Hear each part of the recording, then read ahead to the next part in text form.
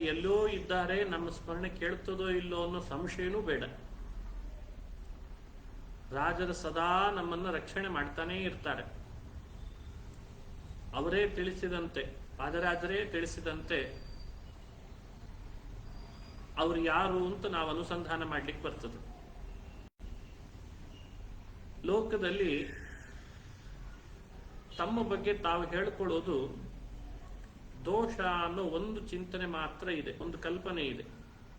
ಯಾರಾದರೂ ತಮ್ಮ ಬಗ್ಗೆ ಹೇಳ್ಕೊಂಡು ಕೂಡಲೇ ಕೆಲವರೆಲ್ಲ ಆಕ್ಷೇಪ ಮಾಡ್ತಾರೆ, ಅವ್ರ ಬಗ್ಗೆನೇ ಅವ್ರು ಹೇಳ್ಕೊಂಡಿದ್ದಾರೆ ನೋಡಿ, ಇದು ಅಹಂಕಾರ ಅಲ್ವೇ ಅಂತ.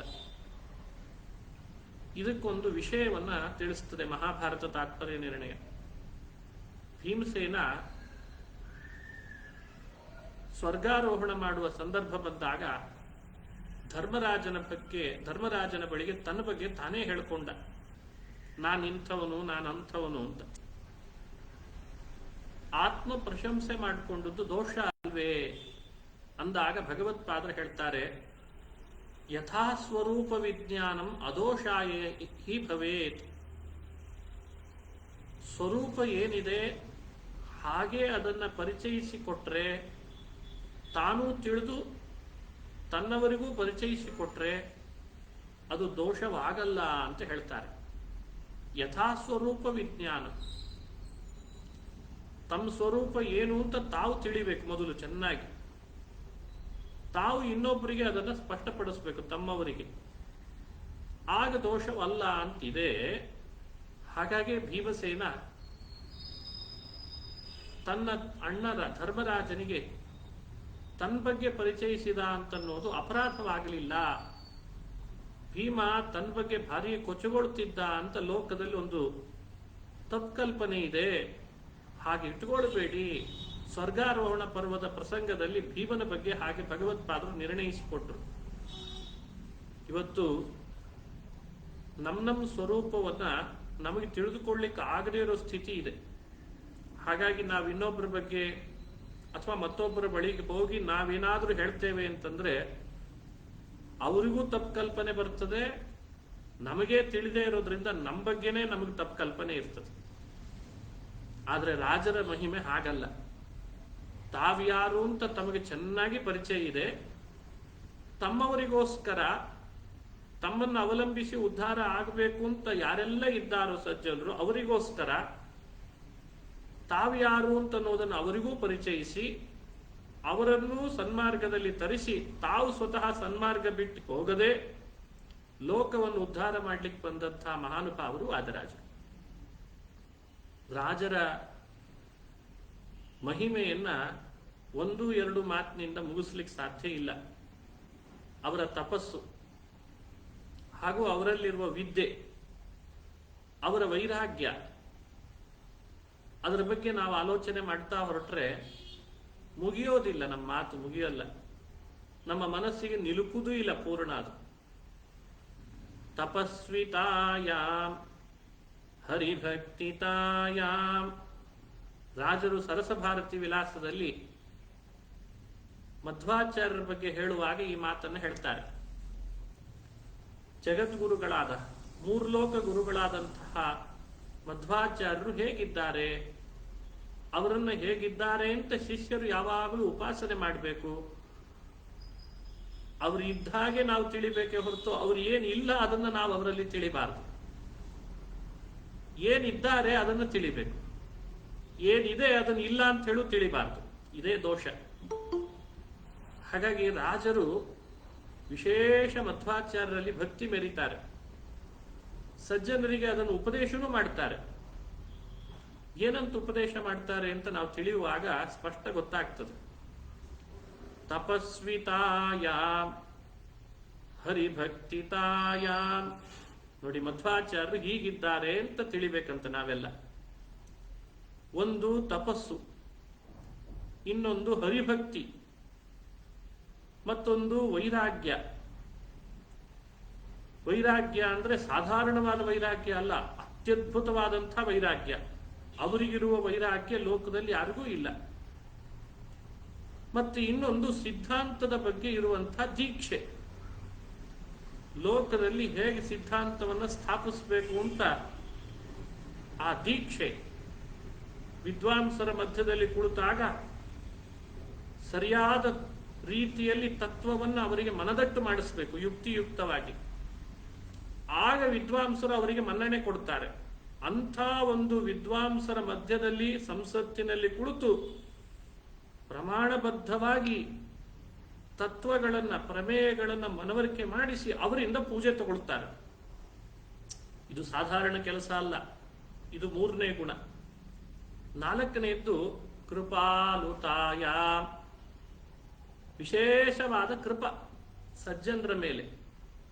ಎಂಥ ಅಪರಾಧನೇ ಮಾಡಿರಲಿ, ಆ ಅಪರಾಧ ಮಾಡಿದ್ರೂ ಅದನ್ನು ಮನ್ನಿಸಿ ಅವರ ಮೇಲೆ ದಯೆ, ಮತ್ತು ತಮಗ್ಯಾವ ಪ್ರಯೋಜನ ಇಲ್ಲದೆ ಇದ್ರೂ ಅವರ ಮೇಲೆ ಇವ್ರು ಮಾಡುವ ಸ್ನೇಹ, ಇದೇ ಅಲ್ವೇ ಕೃಪಾಲುತ.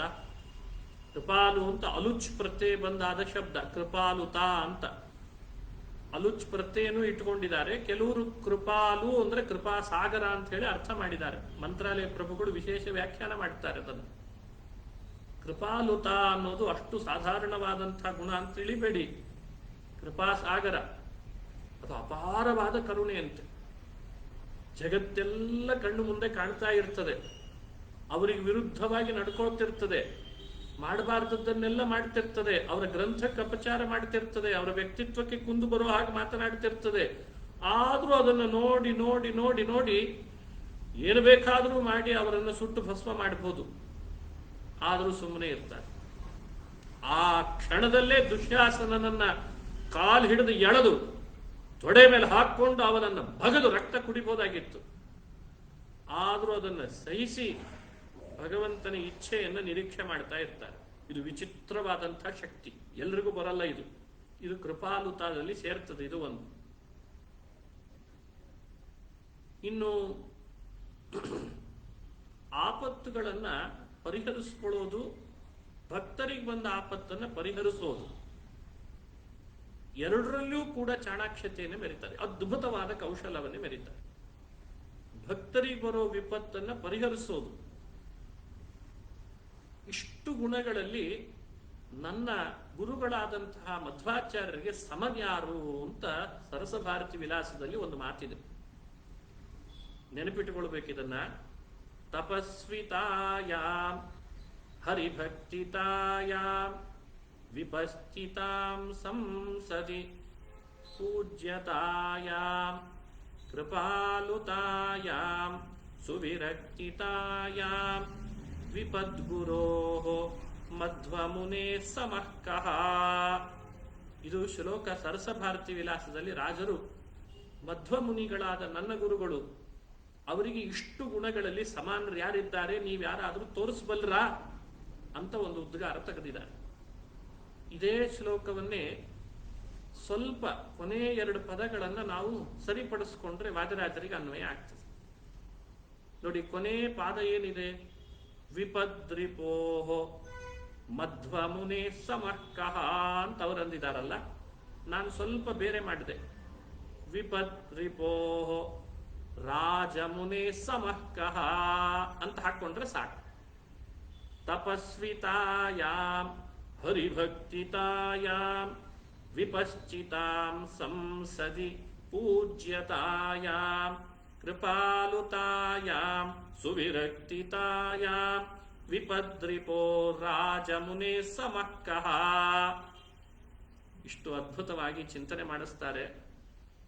ಯಾವೆಲ್ಲ ಗುಣಗಳನ್ನ ಮಧ್ವಾಚಾರ್ಯರಲ್ಲಿ ರಾಜರು ಅನುಸಂಧಾನ ಮಾಡಿಸ್ತಾ ಬರ್ತಾರೋ, ಯಾವೆಲ್ಲ ಗುಣಗಳನ್ನು ಅವರು ಹೇಳ್ತಾ ಬಂದಿದ್ದಾರೋ, ಸ್ತೋತ್ರ ಮಾಡ್ತಾ ಬಂದಿದ್ದಾರೋ ಮಧ್ವಾಚಾರ್ಯರಲ್ಲಿ, ಅವೆಲ್ಲವನ್ನೂ ಕೂಡ ಪುನಃ ಪುನಃ ಪ್ರತಿಬಿಂಬದಂತೆ ಪ್ರತಿಫಲನಗೊಂಡದ್ದು ಅಂದ್ರೆ ಅದನ್ನು ನಾವು ರಾಜರಲ್ಲಿ ನೋಡಬಹುದು.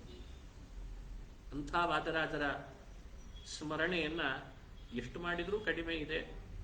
ಇವತ್ತು ಆರಾಧನಾ ಪರ್ವಕಾಲ ಅನ್ನೋ ಕಾರಣಕ್ಕೆ ನಮ್ಮ ಇಂದ್ರೇಶ್, ಬಹಳ ಭಕ್ತಿ ಇಂದ್ರೇಶ್ ಅವರಿಗೆ ರಾಜರ ಬಗ್ಗೆ. ಇಂದ್ರೇಶ್ ಅವರೆಲ್ಲ ಕೇಳಿದ್ದು ಬಹಳ ಸಂತೋಷ, ಬಹಳ ಸಂತೋಷ. ರಾಜರ ಬಗ್ಗೆ ಹೇಳಲಿಕ್ಕೆ ಹೊರಟ್ರೆ ನಂಗೆ ಮೈ ಮರೆತು ಹೋಗ್ತದೆ, ಹಾಗಾಗಿ ಸ್ವಲ್ಪ ಹೇಳಿದ್ದೀನಿ.